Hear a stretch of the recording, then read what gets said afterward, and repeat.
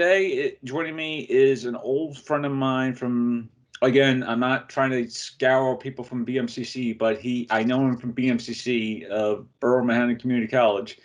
And right now he's in LA right now. And so, yeah, but he's actually an independent filmmaker living in LA right now. I've known him for the past few years, mostly from short work of his, especially at BMCC, the BMCC Film Festival.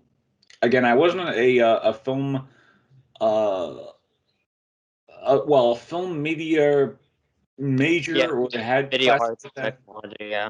Yeah, so I was mostly the theater, like a theater kid, but I had, like film related classes there. So, but it was always fun to watch, like what type of films the people came up with for like within that semester, right before the big payoff of the film festival at the end of the thing. But I'm not talking about the film festival or stuff at BMCC. But Dylan, first of all, how are you today?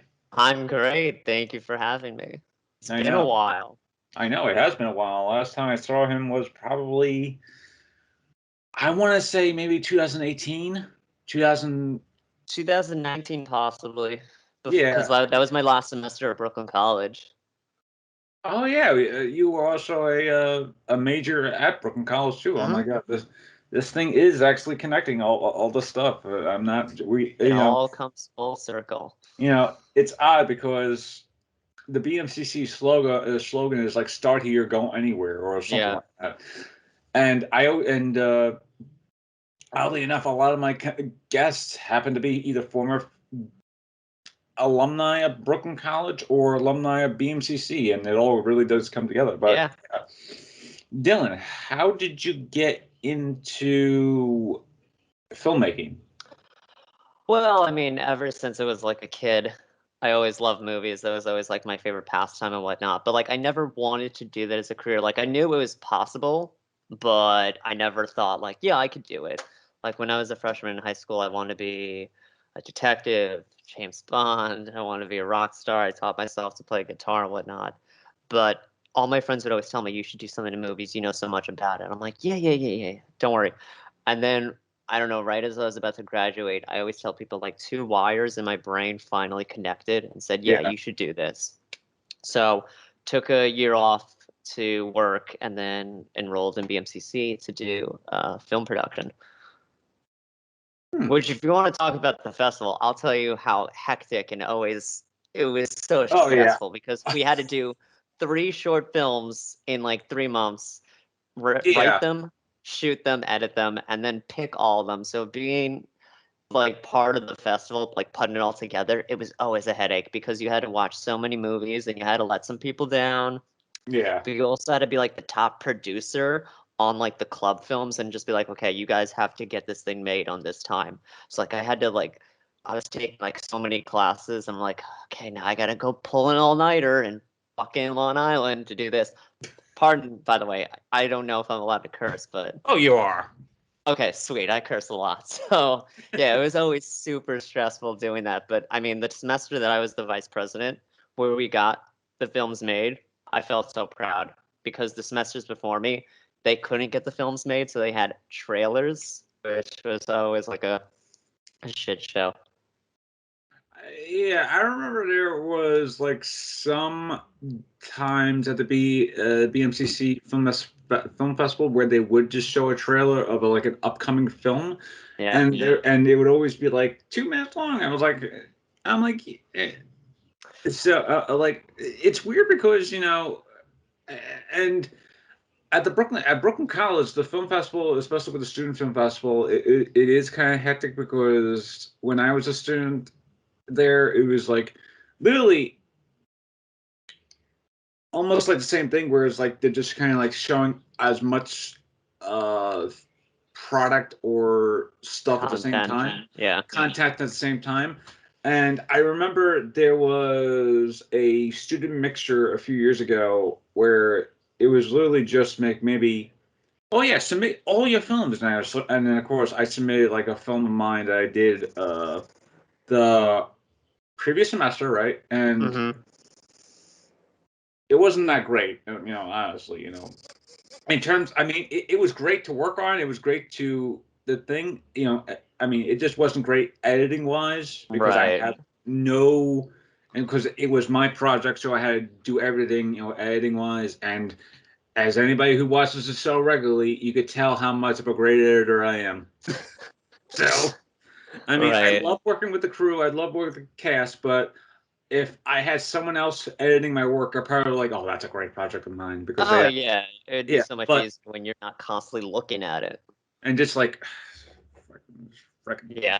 I have one story from the festival. So Darren wrote one short, which Darren, if you're seeing this, this is a shout out for you. So he wrote a short that was selected as one of the club's films. And the director wanted me in it so badly. I'm like, no, no, I can't. Eventually his lead dropped out, so they needed me, but they're like, we only need you for one day. My dumb ass, for some reason, believed them because I was the lead. So they needed me for like 3 weeks, which was very annoying and stressful. I'm not an actor. I don't like acting, yet people love putting me in their shit. So we did it, and then it didn't play at the festival on time because they didn't edit it. So I was so fucking angry that I stormed the stage, took the mic, pulled a Kanye, and I said the name of the movie. I'm like, Application Reset was the best movie that played at the festival. It was only a trailer. Everyone was laughing, and then my friend Julian, who was the president at the time, wanted to stab me because he's like, "What are you doing, man?" And then eventually it did play next semester. I was like, "Wow, 6 months too late, man." I actually remember there was one. Yeah, there was actually one, and this actually came up to my Facebook memories a few, like maybe a couple of months, not a couple of months ago, a couple of weeks ago. How I was at BMCC doing a short film for that day. I forgot what it was called, but I forgot what the name of the director was called, but I remember where it was. I remember it vividly, where I would be inside the. Okay, BMCC has like a entire section dedicated to nursing. So we were actually Mm-hmm. inside the nursing like beds and everything. So we're actually using like the I wouldn't say like the nursing station, but like the mock beds, Yeah, the mock beds. Yeah.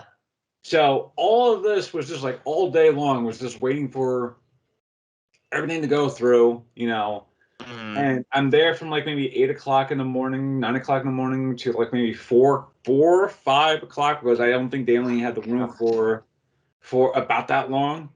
And Yeah. throughout the entire day, and I could tell this guy who was director wasn't really the best of directors. Mm. I mean, he was like competent, but he wasn't like fully competent in my eyes because there was this other cast member, or yeah, another cast member who clearly didn't want to act, but he was Yeah. kind of like there, just struggling along, just trying not to what's the term, torpedo. There we go. Right. Torpedo the production and everything. And I remember, and at the end of the day, I just like we just went home and I was like kind of said, I was like, yeah, if they were able to scrap something together with all the footage we had, good for them. And then I Good for just them. Yeah, totally. That's the thing. Like, hey, if you're able to take these nightmare stories and still have an end product and make something, good for you. I mean, but that's here's the kicker. I actually met the director at the film festival like a few months, like maybe a month or two later. oh He actually really? he goes, "Oh, hey Brian. So about that film that you worked on.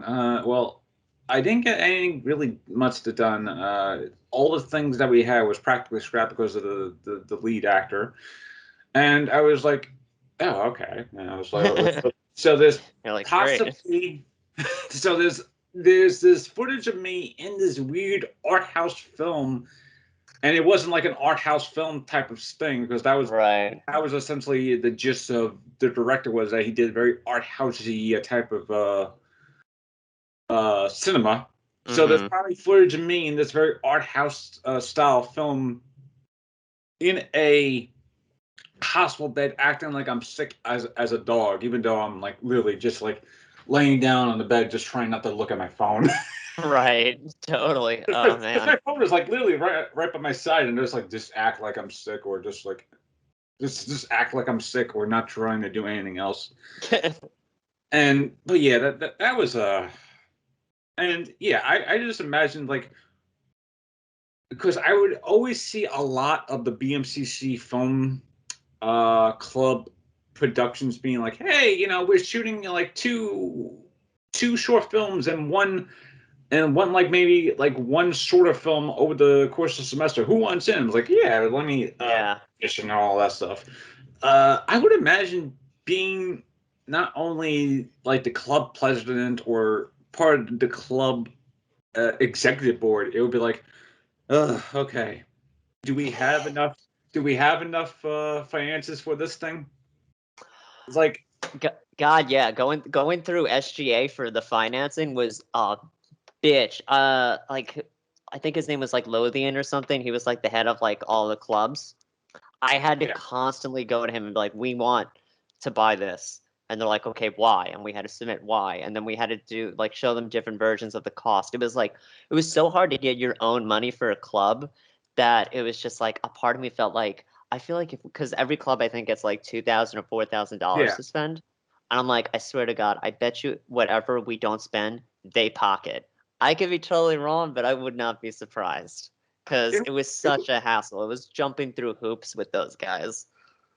honestly, we had this. I had the same problem at Brooklyn College because I was actually part of one of the film. I wouldn't say film, but it was essentially the Was film. it like Film Society or something? No, no, no, it wasn't the Film Society, but it was film adjacent called the Film TV Student Alliance Mm-hmm. and NIFSA, the New York Film TV Student Alliance, and we were essentially running around trying to deal with the students board to say, hey, we need X amount of money for something we're trying to do at the end of the semester, and we basically had to pull from the Film Society, which was always Mm-hmm. gracious enough to actually help us out. So Yeah. shout out to Richard, who was probably watching this, maybe I hope. But the the idea of essentially trying to pull together finances for a thing at the end of the semester, and then suddenly it's like everything else is just like not drawn together because of dealing with the student alliance, because they're like, oh, we control, well, we practically, like, they control the amount of like money and flow going to the thing, because there'll be other clubs or organizations on Brooklyn College that would have gotten a lot more money compared to anything else. Like, I remember, like, I forgot what it was called. No, it was like one of the book magazines. No, it was one of the book not news magazines, but it was like one of the English things. Mm-hmm. The English clubs, I think. They got like the most money, and then there was like the Socialist Club money, like is like, and then like I that's Socialist what I Club. heard. Like the Socialist Yeah. Club, apparently, I like was The like one of Socialist the, Club and the Fascist Club need money too. yeah. It was like that. Like that was like the most. Uh, I think it was because they have a lot more events. Like the more Right. and that's what I heard from both the Film Society and my club, was that the more events you put on, the more money you practically get back. So Exactly. the more events you had put on, the more money you got, into going to the next semester going forward. Yeah. I mean, also Brooklyn College doesn't really give a fuck about the film department. Oh no. They put I us mean, in a yes, fucking barn. They put us in a barn. Of course they don't yeah, care. Like and new building? No. at least, okay, as a theater kid at Brooklyn College, we had our own little like section at Roosevelt Hall. But Mm-hmm. if you ever went to Roosevelt Hall, it was either two choices: one, very cold, or very hot. There was no in In between. between. Jeez, But that going sounds like into New York for you. Just their weather. It's either really hot or really cold. No, but I'm talking about like inside the building. It was like the moment you walked inside the building, it was either very hot, and even if Mm-hmm. you go into the bathroom, even hotter, because that's where the radiators were. Yeah. But then if you go into the other part of the building, it was severely cold. So it was like hit and miss. But then I Jesus. remember days where I was walking towards the barn, Mm-hmm. the Brooklyn College Web. Web West building. End building. And it would be so cold, and by the time I get there, it'd be like even colder because there's always those doors that don't close correctly and all that stuff, Yeah. and then you gotta walk all the way upstairs to the second floor. Mm-hmm. And that was the other thing is like all the all the film classes were on like the second floor compared to like the first floor where it was like literally just all the student clubs that were Yeah. there. So, which was always fun because go downstairs, get something to eat from one of the vending machines, see all these clubs having fun, and then go straight back upstairs to, all these drilly Yeah. classrooms. No windows. It's like Jesus Christ. My friend and I, we were walking around USC campus the other day, which is like, for anyone that doesn't know, it's the #1 film school in the country. And he showed me how he did a semester there one summer and how beautiful it is. All like they have sound stages presented by Fox.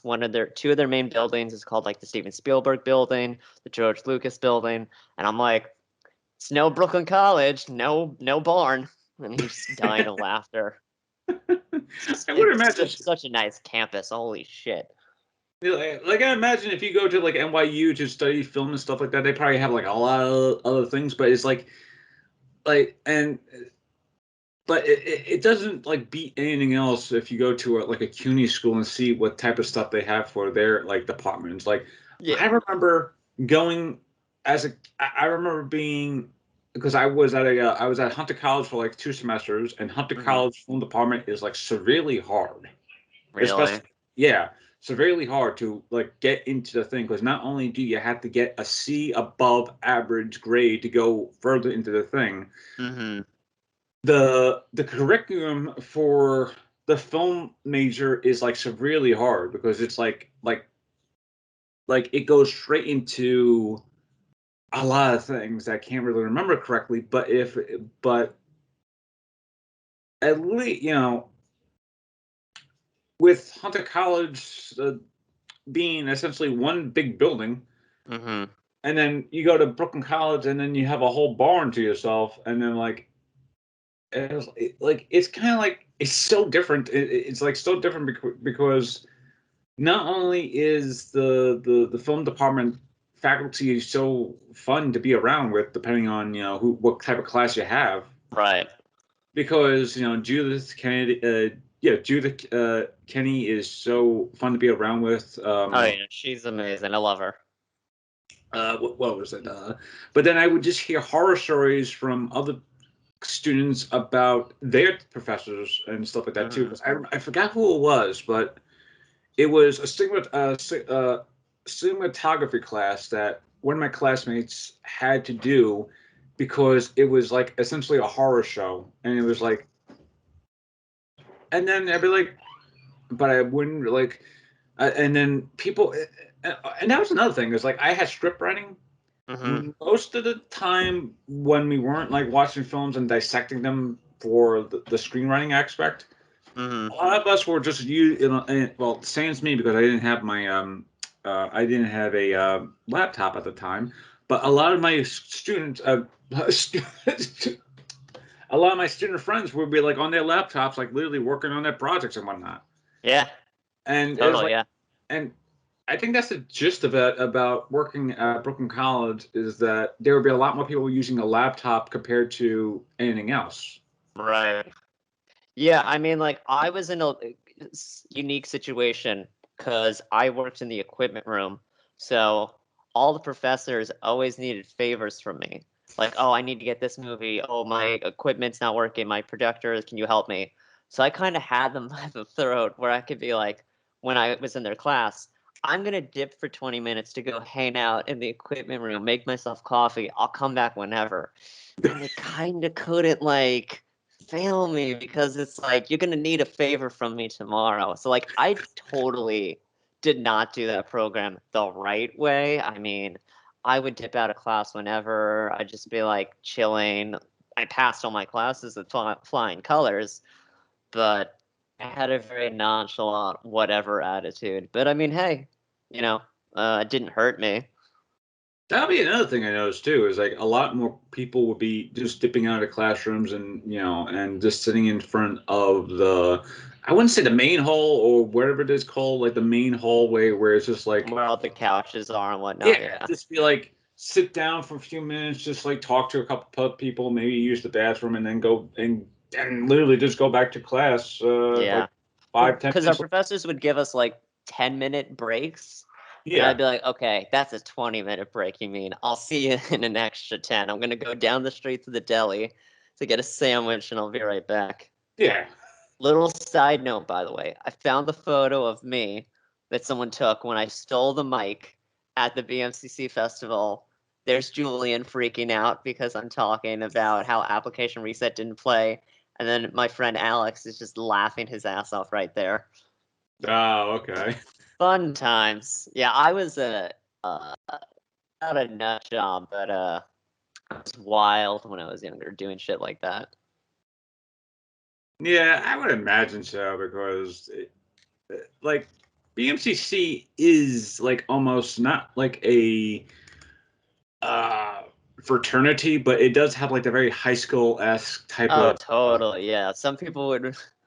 I went to I went to high school, Cardozo High School. Right across the street was QCC, and people in my school always referred to it as the 13th grade. So there's that mentality when you go to a community college. But I still think it had good opportunities. It was hella fucking cheap. oh, And I was able to transfer half my credits to Brooklyn College and half the rate of paying for Brooklyn College. So I I didn't mind it. I think my problem was that I got into not Brooklyn College, BMCC too late because I originally went to Kingsborough, and Mm-hmm. after Kingsborough kind of like screwed me over, not only from a theater standpoint, but from like a, not foundation, well, foundation standpoint too. Mm-hmm. But it definitely was like one of those things where it's just like I just couldn't really deal with Kingsborough anymore, Right. and then when I did go back to college, I should have actually just done the more sensible thing. Just came into BMCC as a fresh face person, relearn everything. But Mm-hmm. nope, I was like, I had at least 30 credits to my name. I wanted to get my other 30 Yeah. just to get my associate's degree. Totally. No, I mean that makes sense to me. Yeah, and then suddenly it's just like, eh. But enough about BMCC and Brooklyn College, although we could just talk about that We for could talk about that for hours, but I don't think people are going to want to hear it because we're not getting paid by the colleges. Also, this would be a really shitty promotion if we're talking about the bad parts of them too.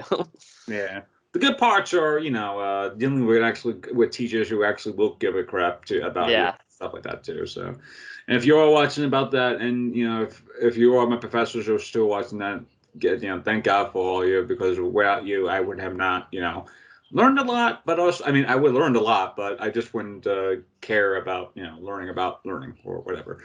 But yeah, now I remember you after BMCC or after Brooklyn College or between that little year, between one of those years, you actually got to work on the Food Network or something to that effect. Yeah, I did. I worked on the Food Network show Chopped, which I had And never seen before, but I knew about it because my mom was a huge fan. So I was like, okay, yeah. I did it for a month in October for just their spin-off Chop Suites. And uh, then when they were doing the full run in 2020, they were like, do you want to come on full time as like a key PA, the second key PA? I was like, fuck yeah, I do. So I quit my job at the Alma Draft House and I started working at Chopped in January of 2020.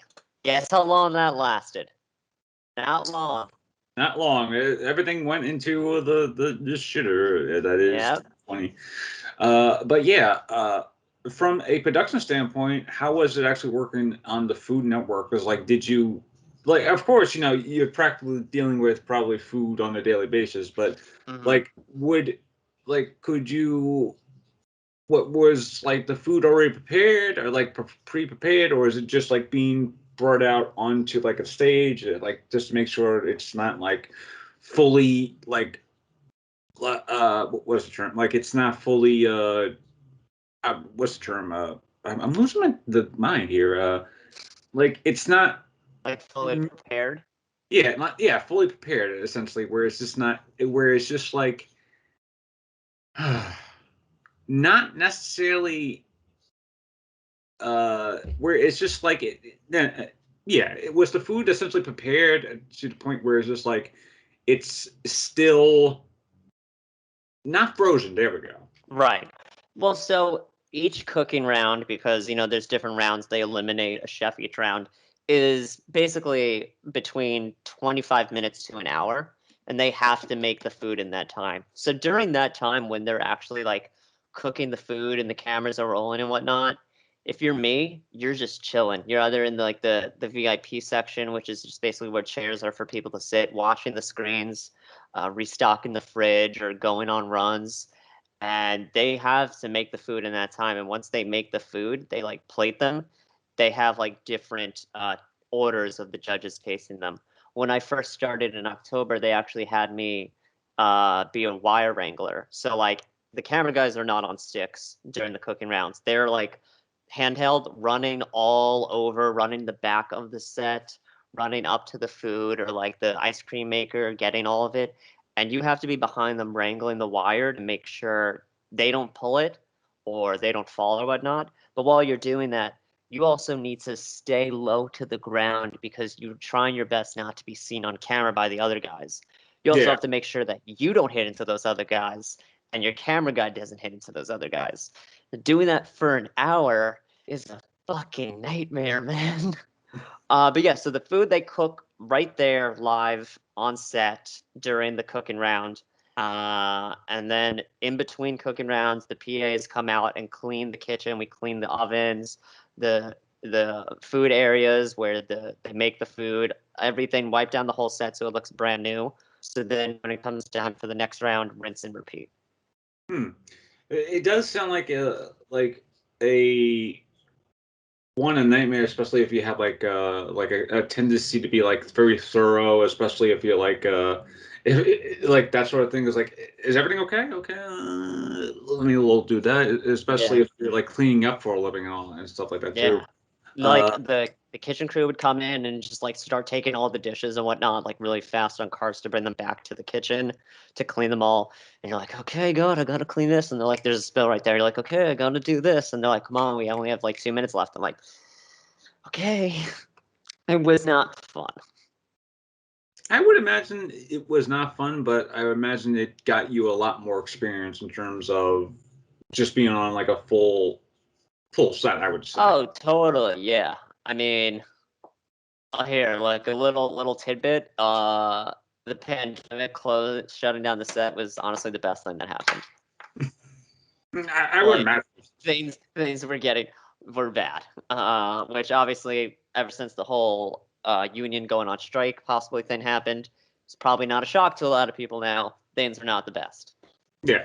But now now that you were in LA, was I now did you move to LA during the pandemic, like right before the pandemic really During the started? height of it, August of 2020. Ah, okay. Now, from your experience living in LA for like the past year, close to a year and a half, Mm-hmm. like what is your like opinion now that you're living in LA for the past like year and a half compared to living in New York, where it's like New York production, especially if it's New York productions, like there's a lot more stuff to do. I mean, in terms of like areas to shoot in terms of things. Right. But I imagine working in LA, both as a filmmaker, would be like, oh, it'd be like almost like ideal. It's like a very more bigger city, but I imagine there'd be a lot more. I wouldn't say paperwork, but more like, do I have enough crew for this? Right. Especially if it's like a Uh, small independent short film.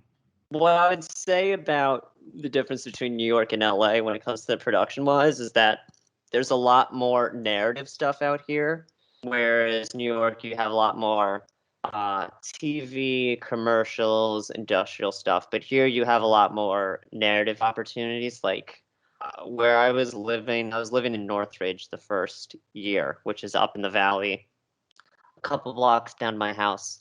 Paul Thomas Anderson was shooting his new movie, Licorice Pizza. Like, I went to the set during night.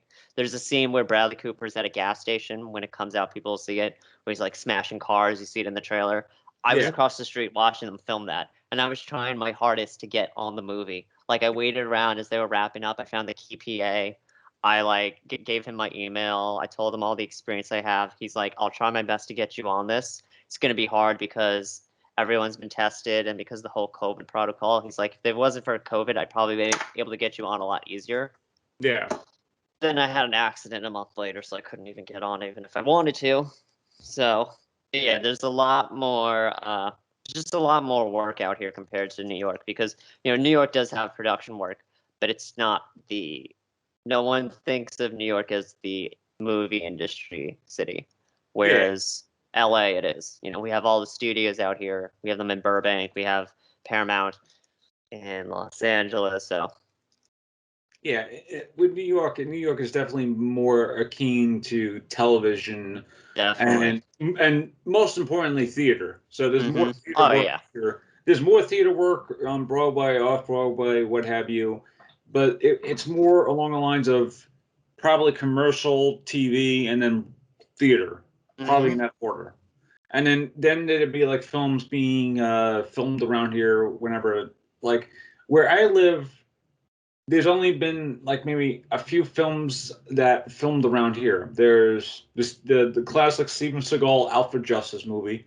There's The Amazing Spider-Man 2, which filmed around here, and they actually had scenes filmed around here, but they ended up essentially cutting the movie out. I mean, cutting the scenes out because they deleted the character. It was The with Mary Jane character. Yeah, so you remember that. So Yeah. and they recently just filmed John Wick 3 here too. So I got to see them. Well, I got to see, I'm not sure if it was. No, yeah, it Is that was. when Keanu was on the horse? Yeah. So it was actually pretty fun to watch the set of John Wick 3 getting the thing. This, oh my God, I know that place. I know that place. That's my, Yeah. that's.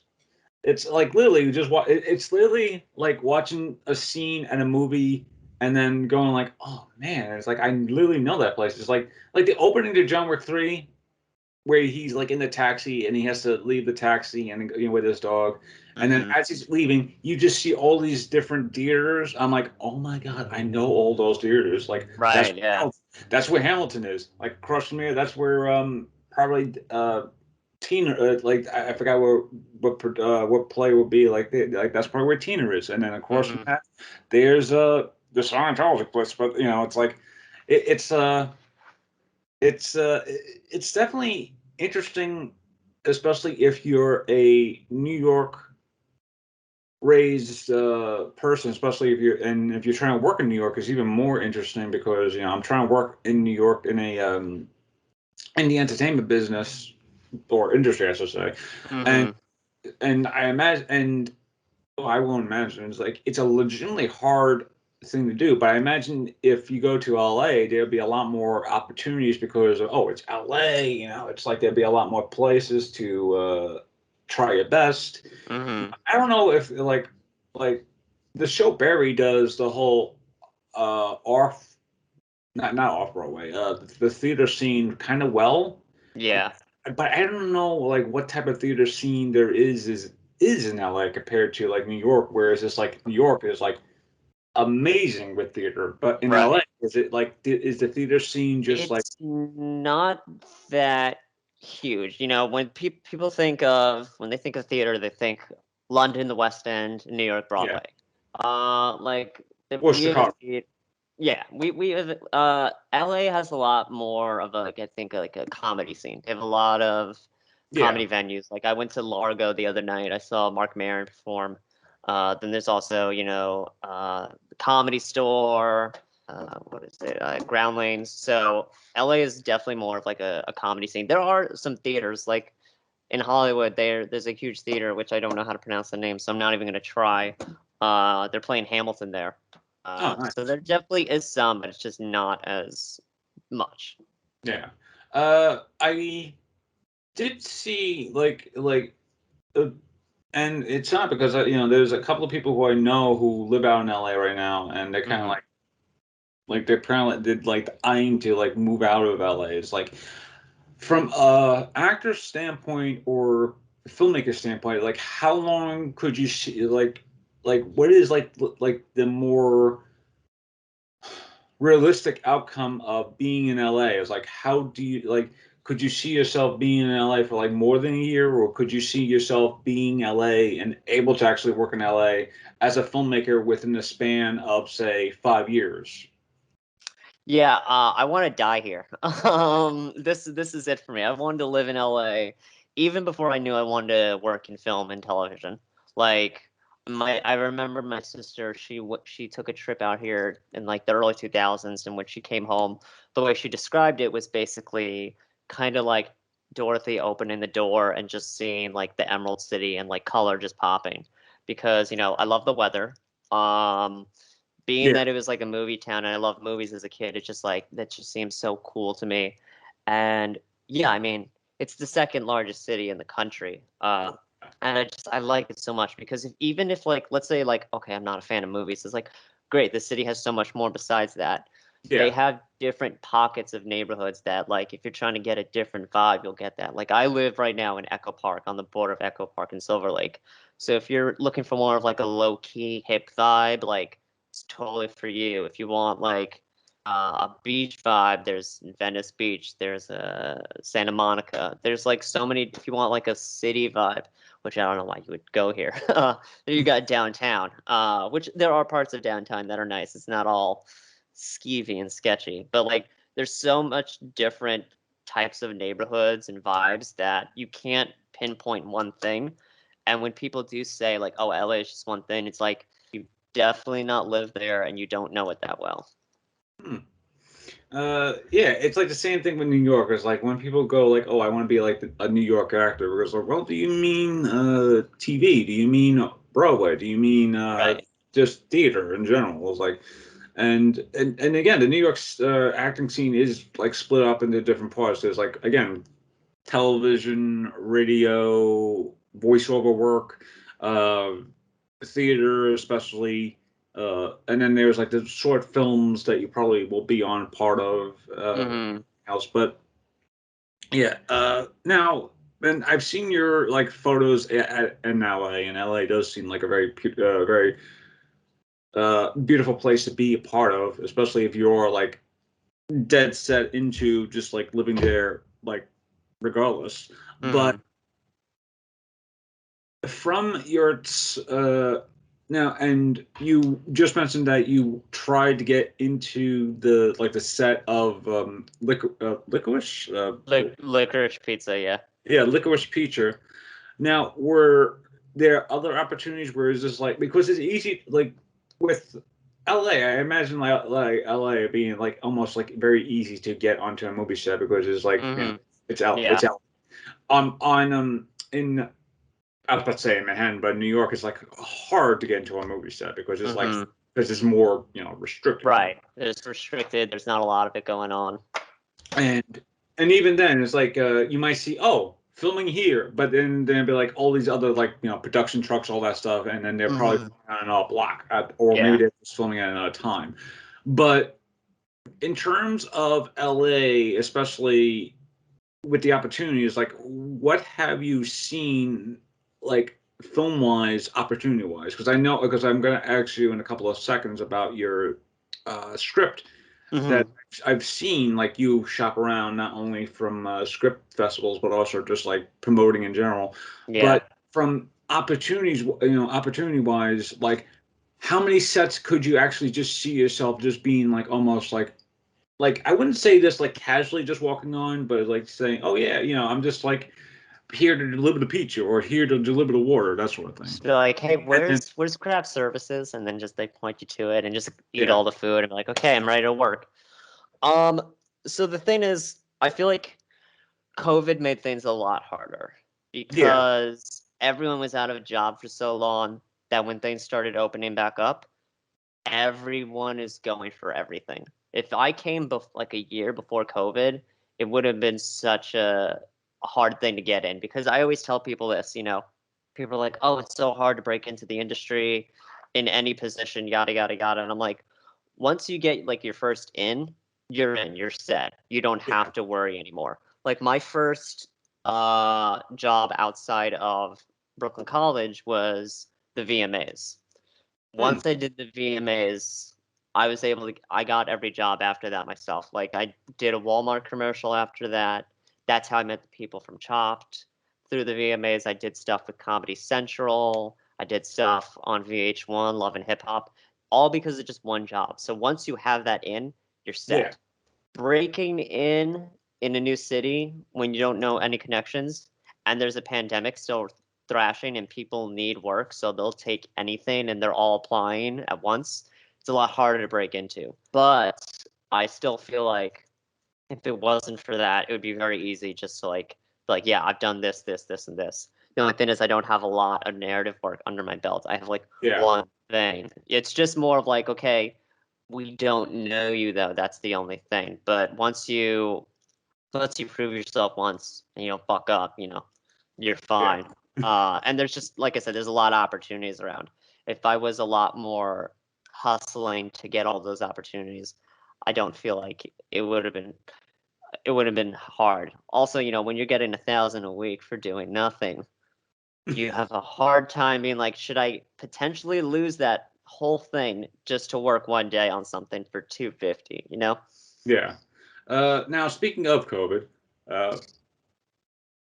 what has your experience been with productions that have to deal with COVID related productions, especially if it's have you seen scripts or people who wrote scripts that have essentially adjusted to COVID, and not like adjusted to COVID where it's just like, oh, these people are wearing, John A is wearing a mask over his face, while Sam B is wearing a mask over his face, wholeheartedly, or something. Have you seen productions that are more, because as I said before, previously, there are productions that I've seen, especially on TV, like on, daytime, some of the soap operas I've seen, a lot of these people have been like very like further apart compared to like previously. One person might be filmed over here, while another person's filmed over here, and the camera makes it look like they're kind of like close together. But in but in long shots, they're further apart.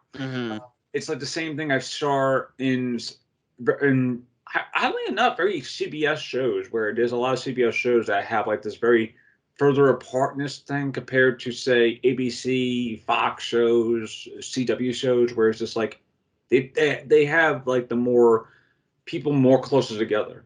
Now, in terms of that production thing, what have you seen that actually what have you seen, especially in LA, in terms of not only, oh yeah, you've seen, people wearing their mask and or what have you, visors, or the visor, not visor, the visors, the visors as well as the mask. In terms of that, like, have you seen that more, like, have you seen that a lot, or is it like, especially going forward, and doing so is like script wise, what have you seen, especially as a filmmaker, is like, have you seen scripts that are kind of like adjacent to it, where it's just like, oh, a lot of this stuff does seem a little more dialed down compared to stuff I've actually seen or written in the past, where it's like it's more right. Well, I think it's different when you're from production to production, especially company to company.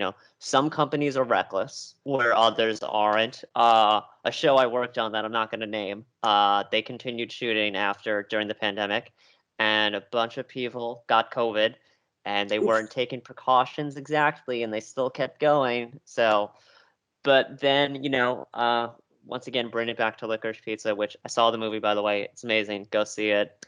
The whole, when I watched it, I was like, holy shit, I forgot that they shot this entire thing during the heart of the pandemic. No vaccines yet, and they still did it. Like, the entire crew had masks on. Paul Thomas Anderson was wearing a mask. His camera team, all the PAs, all the gaffers. The only people that didn't have masks was the actors when they were shooting. but they follow the protocols because I would imagine someone like him, in his 50s, and the people he worked with, they're taking this seriously. Like I heard interviews with like him, Cooper Hoffman, Alana Haim, that when they were shooting, they could not interact with anyone outside of the production. They basically Yeah. had their own bubble, and once the movie ended, then they can go back. But I've also worked on some stuff where it's like, 2 to 3 days before we shoot, you have to get a COVID test. You have to wear this mask. We had COVID compliance officers like wiping stuff down, checking everyone's temperature and whatnot. So I think, you'll deal with some productions that take this thing seriously and some that are just like, screw this, it's a hurdle that we just need to get past and just get this thing on the road rolling, which, doesn't really have good end results. But, we're in a different stage now, thankfully, because of vaccines. So more stuff can open up and Yeah.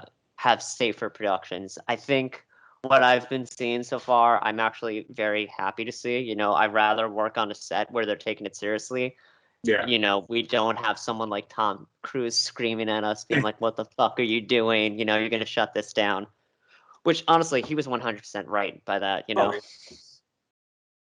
we try not to say that Tom Cruise is an vaccine, but he is like right in that sort of.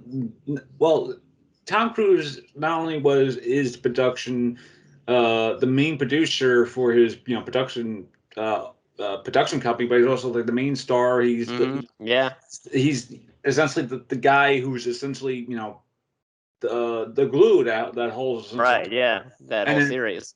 yeah, and then if you're doing a thing, and then these two people are like literally right by each other, like not taking it as very seriously, you would lose your shit if it was like it's and that's another thing. It's like if you're working on production, and no matter like the production, even if you're working on a small theater production, you could Every get sick. minute is dollars. Yeah. Every Yeah. minute is money. People could get sick because they're close to each other, and that shit will spread like wildfire. Now, have you now with the vaccine rollout, especially with the vaccine mandate? Have you seen people who are because there are uh, shows currently that are being, either both shows, but also movies that are kind of like very, very adamant on getting all that stuff down. Mm-hmm. Like there's been people who literally walked out of shows or movies because they don't believe in that vaccine mandate or they just don't Right. like the vaccine mandate. Yeah. From your experience, both as a filmmaker, producer, what have you, I'll just say filmmaker because director, producers. Anyway, but as a Mm-hmm. filmmaker, like, what is your not only what is your opinion on essentially actors who are just walking out because of a paycheck compared to say of everything else? It's like actors are essentially losing their paycheck because not only are they not getting an easy one shot at everything, so Yeah.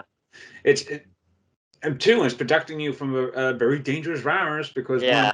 because not only is it just one virus now. I mean, it's like now it's there's a multitude of the same virus now. So and also it's still one of those things. But from your experience and as a filmmaker, what is your opinion on people who just won't take their shots and just leave the production, especially because leave production. Yeah. Uh yeah, I mean like, everyone has the right to their own opinion and whatnot. I personally believe that, you're not just protecting yourself, you're also protecting other people that may be susceptible to getting really sick from this thing. Like I've had like a family member that died of it from the beginning. But I mean, like, so not only are you losing that job opportunity, whatever, you're also kind of tainting your reputation. Like, Yeah. that's gonna stick with you. People are gonna remember, oh yeah, that's the anti-vax person. I don't want them on my set because then God knows what else you're like. I don't know of anyone that's an anti-vax person that doesn't have any other problems that people complain about. Uh, yeah, I mean, like, it sets the productions back. I had a friend that just shot a feature in Michigan, and I think one of their actors they were supposed to have was anti-vaccine. Like, hey, we can't have you on set. Everyone needs to be vaccinated. And so then that had to cause them to go and find someone else, which eventually they did. But like, it's funny, people that are not really for the vaccine are also the same people that are like, we're tired of this shit. We want to go back to normal. And it's like, you have the opportunity now and you're not doing it. It's like, Yeah. what the fuck do you want?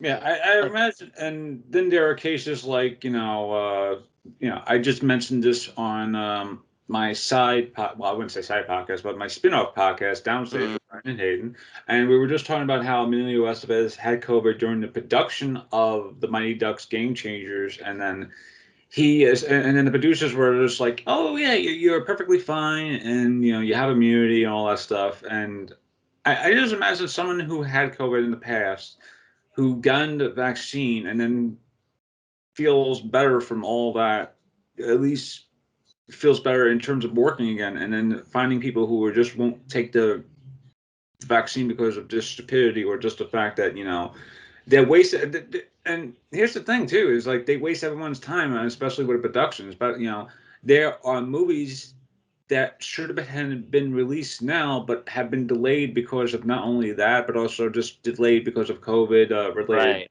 film release dates. And then there are films that are being filmed right now who are and then you just hear about the same stuff like happening again too, where it's just like Yeah. it's an easy fix and all that stuff. And it's definitely one of those things where it's just like I imagine being a filmmaker now is A lot more so, stressful than it was yeah, a before. lot more stressful, Yeah. and but at the same time you're just like I'll be glad to get my work done and work out, but at the same time, Lord, just give me the strength to find the perfect crew that won't make me go as stressful as anything else. Right. Yeah. Well, I mean, also, if you ask me, who the fuck asked for a Mighty Ducks reboot? They should have just ended it when Amelia was like, hey, I'm not coming back. Like, okay, end the show. But apparently they're still going because all the Mighty Ducks fans out there just need more. Well, it's the Disney's version of Cobra Kai, so it's Yeah, but nothing's gonna touch Cobra Kai. That shit is so good. Like, I got my godmother onto Cobra Kai. I'm like, yo, you need to watch this. And she's like, oh my God, I already finished season 3. It's like, yeah. If you went to someone who is much older and said to them, watch Mighty Ducks, like, what the fuck is that? Thinking it's like an animated thing about ducks. I mean, and there was an animated series called Mighty Ducks back in the '90s that was about that were I wouldn't say about the Anaheim Ducks, but they were based off of the Anaheim Ducks. So yeah. Yeah. So again, that just shows how old I am. Anyway, now as I mentioned before, you actually wrote a script, Mm-hmm. and that's the script has been getting shopped around into script film festivals. Not only has it won, I think maybe 4 or 5, or It's 1-4. oh, well, 4. Okay, I was off. I got the right number, but I always have to add that little extra number just to be on the Yeah. safe side. Was Right, it yeah. 4 or 5? At least you didn't go under. At least you went up. Yeah, and because I just remember you because I remember you posting a picture of like how many film festivals it was or screenwriting festivals it was. But yeah, Mm-hmm. tell me the process of writing a script. Not only that, it's also a slasher movie or horror movie script, and getting it like legitimately legitimately into screenwriting festivals that are being that yeah, we want to work with with this person and actually deal with it and actually produce this stuff. Yeah. So what was your idea to actually write a horror script, and how did you get into the screenwriting festivals? Okay. So to rewind a little bit, we're gonna go back to September of 2020. So Yeah. it's been a month since I moved out here. I'm going to pick up a friend. We're gonna go get some like tacos, hang out and whatnot. It's like rush hour, 6 p.m. I'm a block away from his house, and this dude rear ends me at 60 miles an hour, and then I go flying into 2 cars in front of me, and then head on with a Range Rover. It was a bad accident. My car got totaled, my pelvis was fractured, and my lung was punctured from the airbag. I still have like a little scar on my arm from the airbag. So I can't walk, and I have no car, and it's the heat of the pandemic. So I just watching a bunch of movies, and I've been writing. Between September and April, I wrote 6 feature screenplays. And I wrote a spy parody one. So after that, I was like, okay, what's going to be the next? It's going to be my next script that I'm going to write, because it was just helping me like pass through time and just keep my mind busy. Yeah. And my friend was like, hey, you know, all the Friday the 13th movies are on Stars, the app, and he knows I love them. So I'm like, okay, I'm going to try to watch all of them in one day because I'm a fucking psycho. So by the time I get to Friday the 13th Part 2, I'm just like thinking of like gags, and I just start writing up jokes, like set pieces and whatnot. And within like I think a week, I went from writing little jokes to an outline to a first draft. And I shared it with a bunch of my friends. They gave me feedback. Went back, did another draft. Again, they gave me feedback. I submitted it to screenwriting coverage websites where they gave me a score. They said what they liked. They said what they didn't like. Did another draft, gave it to friends. We did a table read with everyone. Eventually, I got to a place where I felt like confident with it. I'm like, okay, it's at the page count I want it to be. It's good. I'm happy with it. So I started to send it out. So it's a horror comedy. It's Friday the 13th meets Wet Hot American Summer. Oh, nice. It's called Nightmare at Camp Bloodbath. And how I knew that, I'm like, okay, this is something special. So I won an award at a festival called International Hollywood Hotel. I was with my friend doing a road trip in Northern California. I got this email saying, congratulations, you won. I was like, holy shit, because this was like the first one that actually won. My spy parody placed as like a semifinalist and a quarterfinalist, but nothing had won anything yet. So that was like a big deal. 2 days later, I got a message from someone on Instagram saying, hey, I read your screenplay for a festival. Are you the same guy that wrote this? I'm like, yes. He's like, I pushed it to go to the next round. This is the funniest thing I've ever read. I laughed out loud 17 times. Please make this movie. And I was just like, okay, so it's not just me and my friends that think this thing is actually funny and has potential. It's strangers that I don't know. So that prompted me to put it into more festivals, which, as of right now, it has 10 official selections, including 4 wins, 3 finalists, 2 semifinalists, and 1 quarterfinalist. Nice. So yeah, of So, all the scripts that I wrote, I did not expect this is the one that was going to win the most and place the most. now, you mentioned Friday the 13th. Now, what about the Friday the 13th series attached you most about to say, hey, this is the type of film I want to make, into, say, a Halloween or Nightmare on Elm Street type of film, where it's just like, because the Nightmare, the Nightmare on Elm Street films are very outlandish, to say at least. Yeah. Halloween is very grounded, but still outlandish at the same time. But the Friday the 13th is sort of like where it's like you get the sensation of watching a zombie-ish character, or a guy who really cannot die, or a cyborg, or what have you. Is he a Deadite? Anyway, I'm getting into a whole slew of what is See a Deadite. That's Jason. Jason Goes to Hell right there. Yeah, and apparently that is canon. I don't. That's bullshit. I don't care for the movies after 8. To me, they go downhill. Well, so my sisters, they grew up in like they were like born in like the late 70s, early 80s, so they grew up on these movies as kids. So then when I was born, they showed me all of them. So even though I wasn't born in the 80s or lived in the 80s, I still have like a nostalgia for these movies as a kid. And when I was coming up with the idea, okay, if you set something at a summer camp, perfect. Less budget. You don't have to worry about shooting on the streets. You're in an isolated area where you have more control. That's why all these camp movies in the 80s were made, because they were so easy to shoot and low budget. So I definitely, Friday the 13th is probably my favorite horror slasher series. So I definitely just took all the things I loved about it. And like, if you read the script, there's so many Easter eggs from like all the movies, part 1 to part 8, and then just taking all the humor and like type of comedy you would see in like Naked Gun, Airplane, Wet Hot American Summer. One of my friends said he got a Mel Brooks vibe, just thrown into there, because I'm a huge fan of like parody movies. I was telling my friend, I'm like, I miss them, that they Oh don't yeah. get made anymore, because they're also the last ones in the last couple of years suck. Like they just don't have the same charm that like the Zaz movies used to have. Well, yeah, because the Zaz movies actually had, you know, heart and charm to it, and not only that, they had jokes that were supremely funny, jokes that you wouldn't notice as a kid compared to now. Because like Right. because I was just watching Adam's Family Values a few nights ago, and there was a line that that made me go, "Wow, I never even noticed that as a kid compared to now." Where it's just like, and then there's like lines that are kind of like very fun. It's like those lines where it goes like, I'm like, how is it that I'm not noticing all this stuff now? I mean, how is it that I'm always not noticing this stuff as a how is it that I'm always noticing this stuff now compared to before? Right. Exactly. So they're like those movies have jokes that have those jokes have jokes within it with them Yeah, there's and, jokes within jokes. Totally.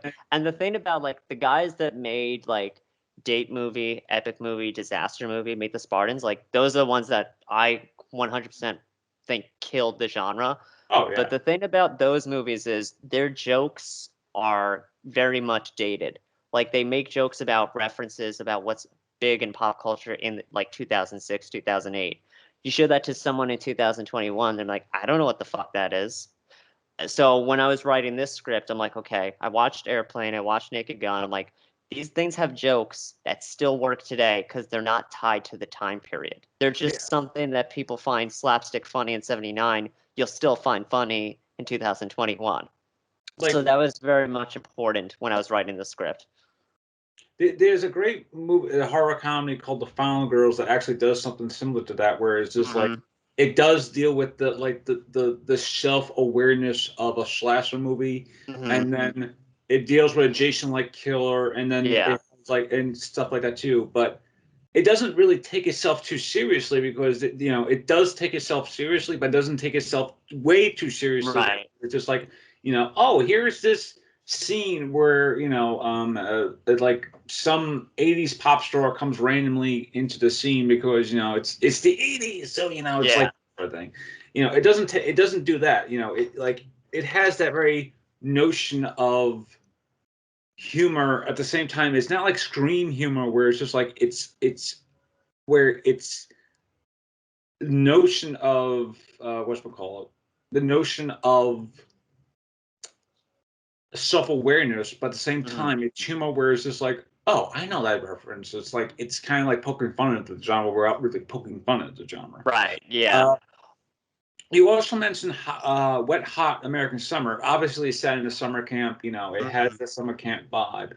What about it struck you as a way to say, okay, I have Friday the 13th in my mind because I love this series, but why gravitate towards Wet Hot American Summer aside from the summer camp aesthetic of Mhm. campers, asshole counselors, that sort of thing too? Yeah.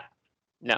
Well, Wet Hot American Summer is like one of my favorite comedies of all time. I remember seeing it when I was like, I think 7 or 8, and just dying of laughter. And I can still watch it, knowing everything that's going to happen, all the jokes, and I'm still laughing at it. Like, there is one character in my script that is basically Ken Marino's character, which is like the counselor that's just trying to sleep with the hot girl. He like abandons the kids just so he can get there. So I flip the switch, so now this character in my script is like the bitchy girl, but she's super horny and just wants to sleep with like the head camp counselor, and that's the only thing that's on her mind. Ah, okay. And yeah, now in terms of running a horror script, Hmm. you have to think of, okay, how does this person get killed off? Oh yeah. Was it easy for you to say, okay, character A gets killed with a bedpost. They get Hmm. tossed into a bed frame. The bed frame falls off, lips into the bedpost. Boom, there you go. Right. Now, when it came to like killing off characters, was it very easy for you to say, okay, I know how to kill this character off. I know how to kill this character off, or was it very hard to remember to figure? Okay, not only am I writing a kind of a very comedic way, a very comedic film, how am I gonna balance both the horror and the comedy? Is it gotta be at the same time? Is it just gotta be balanced as about when someone gets killed is very horrific and there's no laughs, or will there be moments where it's just like, okay, this character is an asshole, they're gonna die in a very funny way? Well, each character, it was like, okay, not only do you have to kill them, it has to be funny. So I was thinking of ways, I'm like, okay, I was like thinking of all the kills that happens in Friday the 13th. And for people that have seen Friday the 13th Part 2, there's a character, I forgot his name. He's in a wheelchair. Mark. He gets killed by a machete is stabbed into his head, and then he's just going down the stairs in the chair backwards, which is, I don't think they were intentionally trying to be funny, but it's pretty fucking hilarious. So it's trying to have that good balance.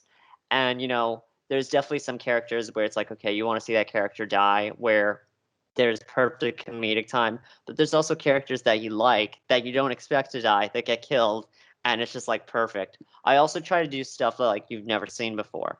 So there's one scene where a character basically will just get grabbed from the back and ripped down in half like a stack of construction paper. And I'm like, okay, I've never seen that in a horror movie, so that will be great to see. So definitely put that in there. But there's also characters that like don't get killed by the killer. It's just like freak accidents. That it's just like, okay, that's perfect comedic timing right there. Yeah, the way you kind of like reminded, it does sound like the kills have the very, very hatchet like kills, but also there's also Tail and Tucker versus Evil type of kills, where a lot of these characters in that movie get killed by accidentally. Right. Totally. Some kid accidentally trips and goes right into a wood chipper, wood chipper, or they fall down and into a pit of spikes by accident, or one kid just gets blown up by accident. I'm like, because of their own stupidity. But then there are kills that I'm like hearing you is like, oh, one kill has someone getting ripped up like folding paper. I'm like, that kind of feels like something I would just see Victor Crowley do, because it's like it's Kane Hodder, and like totally. how do you try to one up a kill like that? Well, we'll just see. But yeah, it actually does sound like a very fun film to watch, because and this is and the last film that I felt like amazing was James Wan's Malignant. Oh, Malignant was amazing. Yeah, that was hilarious. I was dying of laughter in the theater. Yeah, and a lot of horror movies I've seen over the past few years have been very, I wouldn't say hit and miss, but they're very, very more grounded towards the more downer type of thing, downer type of vibe, where it's just like it's bleak. Yeah, it's bleak, but I also think a lot of them don't really like. There's no sense of fun anymore, or like tongue in cheek. Whereas I think Malignant was like, yeah, we know what we are. Yeah, like Halloween Kills. I love Halloween Kills, but watching it over for like the second, third time, I'm like, oh, man, I would love to see this movie a little bit more chipper. But I understand. I understand it's Michael Myers. Michael Myers is not a very chipper type of character to interact with, so you have to be very. No, but then, totally. and then you watch something like *Malignant*, where it's just like, oh, this character, I can't really. Oh my god, this character is in a police station, and they're killing off police officers, and at the end, throws a friggin' chair against some person. That was so like I lost it at that, because that was so unnecessary. The fucking chair thing, I just like bursted out into laughter. I was like, holy! I'm like, hang on, I gotta rewind that back. Let me rewind that back. And then it's like, I will admit, there's a lot more horror films now that are leaning towards the bleakness of like a horror movie, compared to where it's just like they are not necessarily having fun. It's like, and if you do watch the fun horror movies, they're always the independent movies. Yeah. Compared to like more mainstream movies, there's like more mainstream, lean towards the bleakness, compared to like they want something like The Conjuring or Insidious. Yeah. Where it's like, if you watch something like very independent movies, not only do they lean towards a very bleakness, but they also have fun with it, because it's a small budget, it's a small thing. It's like, right. But yeah, I could talk about horror movies all day long, and I don't want Oh to. yeah, same. I, Yeah. I don't want. I don't want to take more of this time. It's like we're already past an hour here, so Yeah. And but yeah, Nightmare. What was a Nightmare? Nightmare at Camp Bloodbath. Because Night- originally the title was A Long Night at Camp Bloodbath, because the original working title for Friday the 13th yeah. was Long Night at Camp Blood. And then a friend of mine was like, you should name it Nightmare at Camp Bloodbath because it will just roll off the tongue faster. I'm like, yeah, that does sound better. And also, then it's paying a little homage to Nightmare on Elm Street. So I'm like, perfect. Nice. Now, if this does actually get into production, right, within the next like year or so, like, could you see, could you from a filmmaker standpoint, like, could you see trying to like reach out to a Kane Hodder, Derek Mears type, where it's just like you need a person who is a stuntman to play this killer, or do you see like an actor who has a background in like say like mine, that sort of thing too, where you need to have an actor in the mask to be more mindful about. Right. Yeah. Do you need like with this killer? Of course, I don't know anything about the killer because I haven't read the script, obviously. But from what you're talking about, do you see the killer being portrayed by a stuntman or uh, Kane Hodder, Derek Mears type, or do you see the killer being portrayed by an actor in a mask, like a Scream type of character, where it's just like it's a killer in a mask, so you need to have Yeah, like definitely. that. Well, I'm glad you asked that. That's an important question because I did want to talk about that, but without just jumping into it. So when Yeah, I was writing the character of the killer, one thing that I've noticed in a lot of like independent horror movies is like, so the killer is just a killer in a mask, and that's it.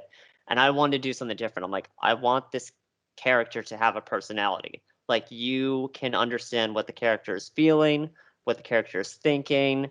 You'll be able to laugh with the character. You'll be able to laugh at the character while watching it, but the character has zero lines. So the way the design is, he's going to have like a pillowcase, a sack over his head. He's basically he's a lumberjack. He's basically the brawny man with a mask on. So sack, rolled up flannel, suspenders with a beanie over it, with eyes cut out so you can see his eyes perfectly. So there's moments where he's like huffing and puffing, or where he's annoyed, or where he's upset. There's moments where there's a scene where the character is crying through the mask but still chasing people. So it's very important that the performer that is behind the mask playing the character gives a very physical performance, kind of like how, you can understand what Lon Chaney Sr. is feeling when he plays the Phantom of the Opera without giving any dialogue. So for me, it was very important that I don't want just someone dressed in a mask walking or running. I want them to have a full personality because they're going to interact with the other characters, and there's going to be moments of comedy with it as well. So for me, I don't know if it's going to be a stunt person or an actor, as long as it's someone that can like fully emote and give a full flesh personality without any dialogue. That's the most important part. Nice. And I forgot some of the horror movies, and just to finish up, I thought before, some of the horror movies this year that weren't released, like say in theaters, but on like streaming services, have been very playful, and it like the Fear Street trilogy on Netflix was amazing because not only did they get the humor of a R.L. Stein book, mind you, right? And R.L. Stein is not a person you would think would be like able to write a full-fledged horror series. He has like tons of those books, but the Fear Street series, Fear Street series was one of those type of things, especially if you're growing up with the Goosebumps as I did, and then reading the Fear Street thing is like like a total tone shift. Right. But the Fear Street trilogy was amazing to watch because not only did it have the sense of this movie is set in the 90s, this movie is set in the 70s, and then this movie is set in the 1600s. Yeah, 1600s. One, I'm not sure how, like, there's no like cinema that we know of that was filmed in the 1600s. So it's like it's a little hard to figure out how we're gonna do a movie like that. But Right.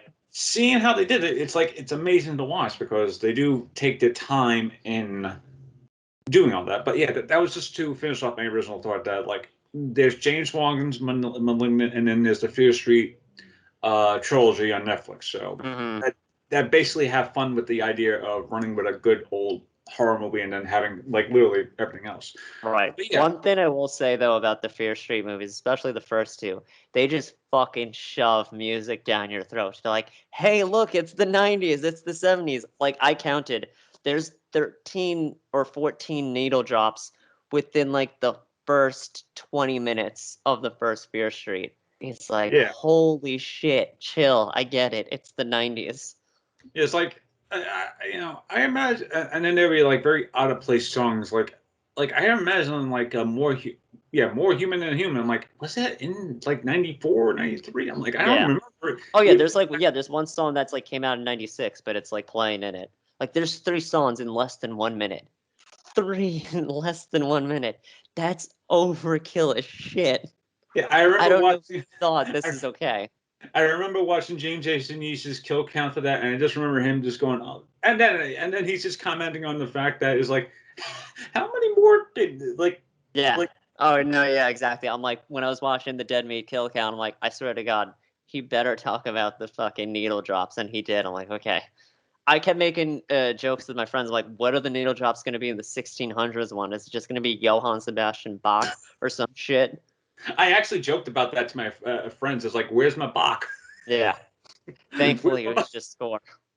Yeah, thankfully, But I would, it's again the 1600s, so it's like, how do you translate the 1600s to a film? And it's like, it's but yeah, Dylan. Again, we're kind of like speaking like past the amount of time that I usually do, but thank you for being a podcast on the podcast today. Well, thank you for having me. To those who do want to follow you, what's your social medias? Okay, so I'll give my Instagram. Let me just open it up. It is, if you want to follow me on Instagram, my name is back to Dylan, back_to_Dylan.